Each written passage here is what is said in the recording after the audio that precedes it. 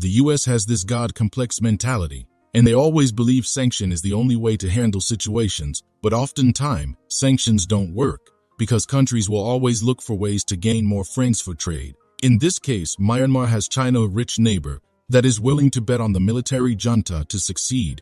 The US, on the other hand, has heaped heavy sanctions on the oil-rich Myanmar, cutting all their relevant funding to develop their oil and gas sector. Not knowing that China is always willing to cancel these sanctions, it's my firm belief that we are now in a multipolar world, and as such, before you heap heavy sanctions on countries, negotiate with China to ensure it's effective. Stay with us to the end as we unveil what the sanctions and what China is doing to save the military junta in Myanmar. Hello and welcome back to Innovative Check YouTube channel, where we delve into the innovative and transformative projects changing our world. If you're new to the channel and enjoy learning about innovation stories around the world, you've come to the right place. Please subscribe, like, and comment to help boost our videos on YouTube. The implementation of sanctions by the US and its allies reflects a broader strategy to exert international pressure on Myanmar's military regime. However, the effectiveness and impact of these sanctions are subjects of debate and criticism. One major point of contention is the relationship between Myanmar and China, a significant ally and an economic partner of Myanmar. The U.S. decision to impose sanctions on a major Chinese ally, Myanmar, raises questions about the geopolitical implications and the effectiveness of sanctions as a tool for international diplomacy and policy enforcement. The U.S. sanctions against MOGE, while aimed at curtailing the financial capabilities of Myanmar's military regime, also indirectly impact China, a key ally and economic partner of Myanmar. This move has sparked criticism, as it might be seen as an indirect way of the U.S. exerting pressure on China through its allies. China has substantial investments in Myanmar, including in sectors like infrastructure, energy, and telecommunications. Sanctions on a major enterprise like MOGE could potentially affect Chinese investments and interest in the region. Just a quick reminder to hit the like button below. YouTube has been restricting my videos a lot recently because of bots, so your like does help out this video massively in terms of the algorithm in YouTube. The use of sanctions as a tool to influence the behavior of nations and entities has been a subject of debate. Critics argue that sanctions, while intended to pressure governments or entities to change their behavior, often have limited effectiveness and can lead to unintended consequences. In the case of Myanmar, the sanctions imposed by the U.S. and its allies are intended to weaken the military regime's grip on power and curtail human rights violations. However, the efficacy of these sanctions is questioned, as the military regime has shown resilience and adaptability in the face of international pressure. Moreover, sanctions can have a detrimental impact on the general population, exacerbating humanitarian crises without necessarily achieving the desired political outcomes. This raises ethical and practical questions about the use of sanctions as a foreign policy tool.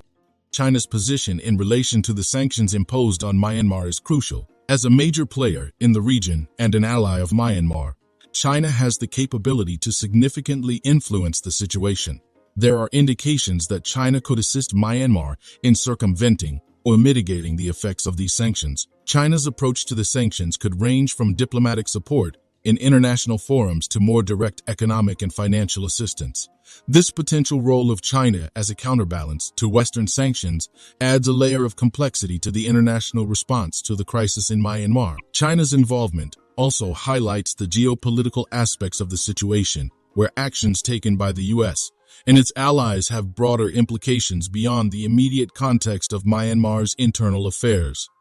The involvement of China in Myanmar, both economically and politically, implies that any effective international response to the situation in Myanmar might require the consent or at least consideration of China's stance. The interconnectedness of global politics means that actions taken against a state like Myanmar, which has strong ties with a major world power like China, cannot be viewed in isolation. This necessitates a diplomatic approach that takes into account the interests and positions of key players like China. The idea of seeking China's consent or approval for sanctions could be seen as a way to ensure a more coordinated and effective international response. However, this approach also presents challenges, as it requires balancing the competing interests and policies of major powers in a complex international landscape.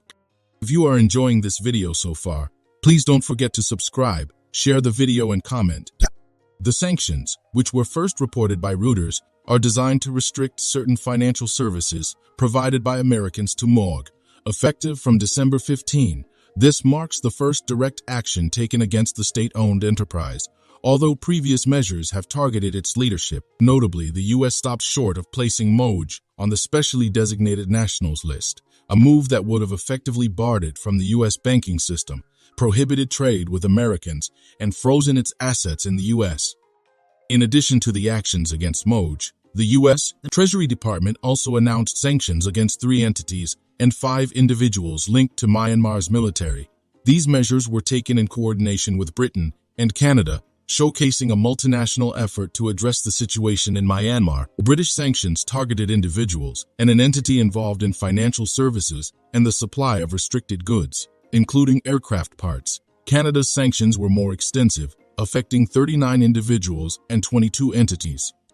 U.S. Secretary of State Antony Blinken, commenting on the sanctions, emphasized the role in closing avenues for sanctions evasion and in strengthening efforts to impose costs and promote accountability for the atrocities committed by the regime. He urged countries worldwide to take tangible measures to halt the flow of arms, aviation fuel, and revenue to the military regime.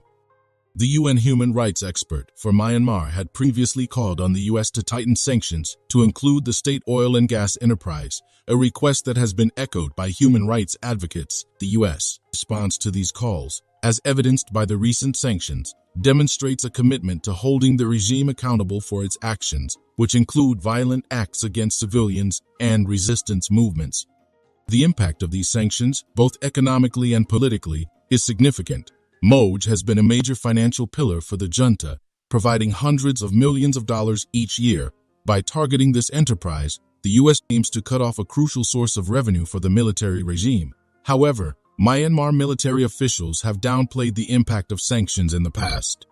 The decision to sanction MOGE has been met with support from various quarters, including U.S. politicians and international human rights advocates. Senator Jim Risch, a prominent figure in the Senate Foreign Relations Committee, welcomed the imposition of sanctions on the junta's oil and gas enterprises.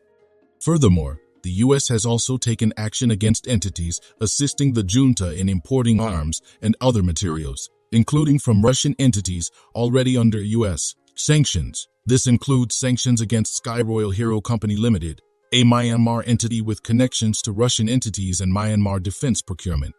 The international response to the situation in Myanmar, particularly from the U.S., Britain, and Canada, underscores a growing concern over human rights violations and the military's control in the country. Tom Andrews, the UN Special Rapporteur on the human rights situation in Myanmar, acknowledged these steps as significant and called for more robust action from UN-member states to support the people of Myanmar. The U.S. sanctions on MOGE and related entities represent a strategic approach to addressing the crisis in Myanmar by targeting the financial lifelines of the military regime. These sanctions aim to weaken the junta's hold on power and push for a resolution that respects human rights and democratic principles. The U.S. sanctions on Myanmar's oil and gas enterprise, MOGE, and the broader implications of these actions highlight the complexities of international diplomacy and the challenges of addressing human rights and political crises in a globalized world. The interplay of national interests, geopolitical strategies, and the pursuit of ethical foreign policy objectives creates a multifaceted scenario where simple solutions are often elusive. As the situation in Myanmar continues to evolve, the responses of the U.S., China, and other international actors will significantly shape the future of the country and the region. Thank you for your attention, and I welcome your thoughts and questions on this complex and vital subject. Do you want to watch more videos like this one? If yes, please like and share the video and subscribe to get exclusive videos about how phenomenally China is developing and growing its influence. Your subscriptions and likes motivate us to generate more content, so please keep supporting us. Check out this video showing on your screen right now, and I will see you on the other side.